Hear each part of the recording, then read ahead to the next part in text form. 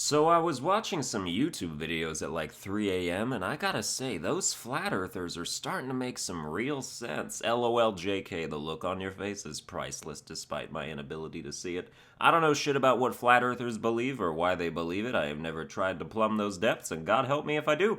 But if I'm going to think about it for 2 seconds, I can at least probably take a guess as to how somebody could come to believe the Earth is flat. And it's got nothing to do with geology or cartography or anything of the sort. It's about a distrust of the media. That part I get. In fact, it resonates with me deeply enough that it's hard not to sympathize with anybody who believes any crazy old thing. People spout conspiracy theories all the time, and most of them are harmless, flat earth being one of them. I mean, what are flat earthers gonna do? Run around classrooms and burn all the atlases? Protest the Golden Globes?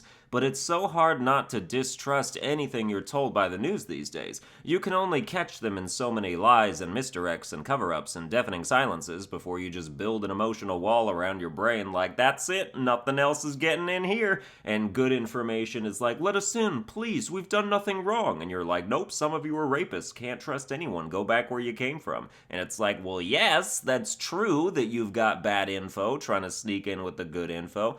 But if you wall yourself off completely, you stop growing as a person and get stuck in this perpetual state of denial. In my last video, I talked about climate change while flirting with the idea of being a climate change denier, which is a term that doesn't just mean someone who straight up doesn't believe in any sort of climate change, but is often used to instead deride anyone who doesn't believe in the most radical version of it. Because this shit has levels. There are people who think the world is ending in 12 years and refuse to have children, which good for them and good for us if you ask me. I don't want them breeding either. Then there's people who think climate change is real but not dire and advocate for investing in more nuclear power to combat it, which I know nothing about, but it certainly sounds better than rebuilding every building in America and banning air travel and telling everyone to go vegan. I ain't going vegan. Have you had a pork chop from Black Angus? Try and take that shit away from me and see how many limbs you keep ownership of. It won't be all of them.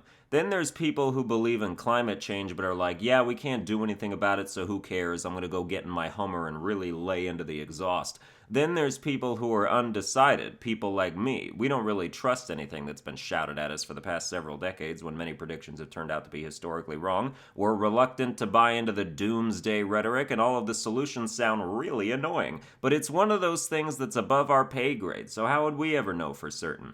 Then there's people who deny climate change flat out. They discredit all the supporting science and rally behind any opposing science, and every time winter rolls around and it snows, they're like, told ya! If global warming is real, then how come when I put my beer in the refrigerator, it always stays cold? That's a checkmate right there. There's idiots in every perspective, though, so it's not much of a condemnation. I just think, since it's occurred to me based on viewer engagement, that my previous video could be, and is being perceived as extremely emphatic and unwavering climate change denialism, full stop, which I didn't mean to come across as, since I was mostly just trying to condemn child activism and push back against the prophetic Old Testament doomsday nature of the radical viewpoint of it. I am still strongly against telling your growing children, whose brains are still developing, that the world's end is nigh unless they go around convincing everyone to give up dairy. I think you're going to do some lasting damage that way. But if you deny climate change, I don't hold any animus towards you. We just don't know. And by we, I mean non-scientists. Here's a question. Which viewpoint would be the most destructive if it turned out to be wrong? For climate change deniers, having doomed the entire human race is a pretty bad look,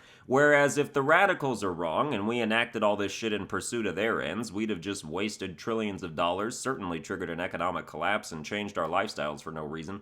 One of these events is in a future beyond the lifetime of any of you watching this, so we'll never experience it, and the other is a pretty immediate effect with consequences we'd all have to live with. But this is too binary of a simulation. In reality, there are many more possible outcomes, especially when you consider the fact that when it comes to the Earth, scientists are working with very limited information. We still have so much of our own planet that's completely uncharted and not understood. I'm surprised we can make any accurate calculations at all. You always hear them wax poetic about how we've only explored like 10% of the oceans or whatever. Imagine all the shit going on down there we can't detect and have never encountered that could be be influencing all this stuff. Remember that a couple thousand years ago, we were all flat earthers. We all used to think the sun revolved around the earth. We didn't know about other galaxies or that the universe is expanding or that smoking cigarettes can give you cancer. Dude, that shocked us. We were like, what? Inhaling smoke 10 times a day is bad for your lungs?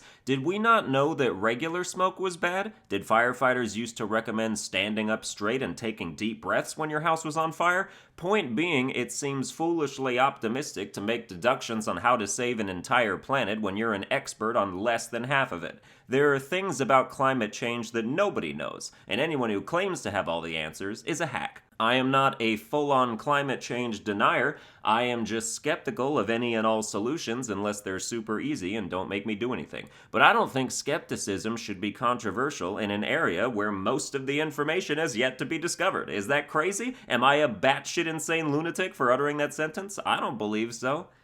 Well, that's going to do it for this episode. I hope it clarified some stuff for you. Like, share, and subscribe. Follow me on Twitter at Sunburned Albino, and I will see you guys next time.